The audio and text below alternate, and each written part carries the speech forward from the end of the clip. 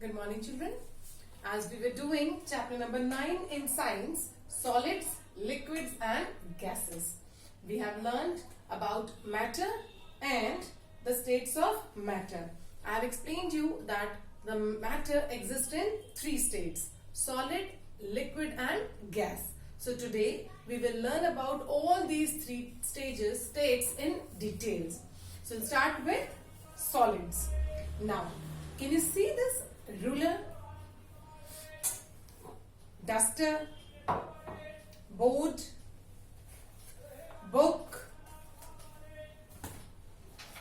pouch or bag, whatever you call it, paperweight, pen, and many more things around you. So all these things are classified as solids. Okay. Now, what are the characteristics of solids, or what are the properties of solids? What are the things which make them solid? See, first of all, as I have already explained you about the molecules. Matter is made up of molecules. Everything which I have shown you, which you see around you, is all made up of molecules. Yes? So now, what happens? These molecules are arranged together. So, the very first and important property of solid is that they have a fixed shape. Because of these close arrangement of molecules, they have a fixed shape. If I want, I cannot change the shape of this paperweight. I cannot change the shape of this duster. I cannot change the shape of this pen. Yes, because these all things are solids. So they have a fixed shape and they have a fixed volume. Now what is volume? See, you have understood about shape. Volume is the space occupied by anything. Suppose this paperweight is kept here. So this is a fixed volume. This space taken up by this paperweight is its volume. The space taken up by this duster is its volume. The space taken up by this book is its volume. This space is called its volume. The space taken up by this. So it has a fixed volume. So solids have fixed shape. They have fixed volume and the intermolecular space between them is very less. Yes, that is why the molecules are closely packed. They are arranged together. They are too close. And the force of attraction, the attraction between them is very high. That is why they are very close to each other. So that helps us, that cannot actually change the shape of the solid. So we can say that it's not easy to change the shape of the solid, okay, until and unless we make some chemical or physical change that you are going to learn later. So I hope you all must have understood that solids have a fixed shape, they have a fixed volume and the intermolecular space between them is very less. That means the molecules are closely packed. Now liquid. Now what are liquids? See, if anything which can flow, like this is a glass full of water. Yes? Now, what am I doing? I'm flowing this. Can you see?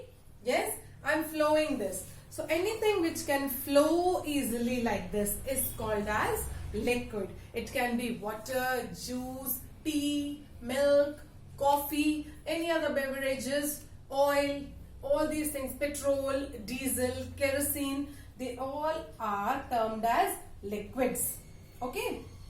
The cold drinks which we drink, the soft drinks, cocktails, mocktails, they all are termed under liquids. Okay. Now, what are the properties of liquids? First of all, like when I was flowing this water, one thing is clear, that liquids, they do not have a proper shape.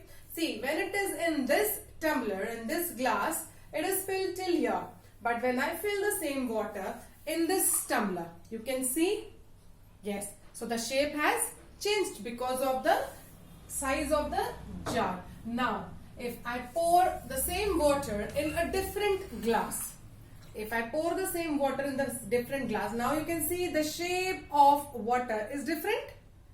Yes or no? And if I pour it in some other vessel, in some other container, the shape would be naturally different. Yes, see, suppose this liquid vinegar is kept in a bottle. So it is actually of this shape.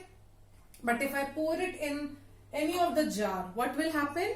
It will take the shape of this jar, it will take the shape of this container. So what is understood? This is clear that liquid, they do not have proper shape. They take the shape of the jar or the container or the vessel in which they are kept. If it is kept in a big vessel, it will take the shape of that. If it is kept in a small vessel, it will take the shape of that vessel. Okay, so liquids, they don't have proper shape. Second thing, they have a fixed volume. Okay, suppose this water is 100 milliliter. We actually weigh liquids in liters and milliliters. Yes, suppose this water is 100 milliliter, and if I pour it in this glass, will the weight of the water reduce or will it increase? No, the weight of the water will be same. That means the weight of the water, the volume of the water will be fixed. Okay, if it is 100 milliliter in a big vessel, it will be 100 milliliter in a small vessel also. That means the volume of water is fixed. Okay, the third important thing is it is free flowing. As I have already shown you that I can flow, but it cannot flow from a lower level to a higher level. Yes, water cannot flow from a lower level to a higher level. It can only flow from higher level to low level.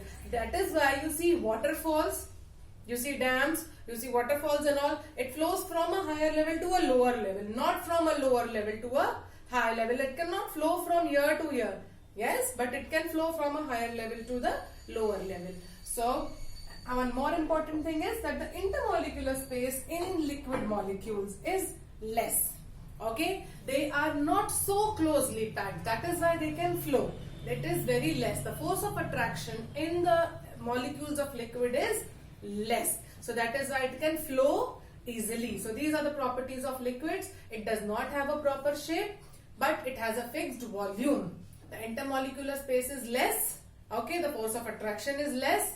That's why they are not so closely packed, and it can flow easily from higher level to lower levels.